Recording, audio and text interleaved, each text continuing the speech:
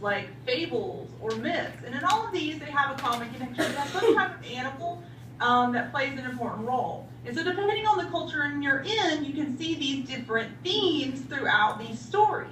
And so today what we're going to do is talk a little about fact versus fiction.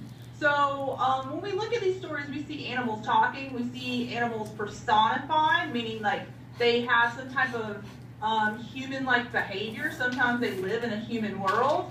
Sometimes they have the ability to do magic. Sometimes they talk, right? And so we know a lot of these things aren't necessarily true.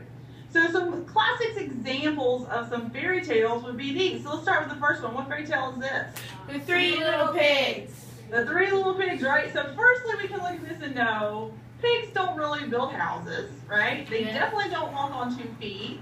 And then the other animal that's present in this is the wolf. Now the wolf tends to be kind of the big bad wolf. It has kind of a negative connotation. When you see wolves in fairy tales or any other stories, they tend to be bad animals, but that's not necessarily true.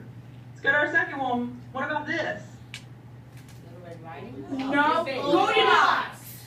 Goldilocks, right? So in this story, we have a human that is infiltrated the home of 3 bears, right? She sits in their chairs, she eats their food, she sleeps in their beds. Well, of course we know that bears do not have homes like this. They definitely don't live like people, but bears are definitely a theme that we see in lots of stories around the world because bears tend to be a revered animal, right? So we can see bears represented in lots of different cultural stories.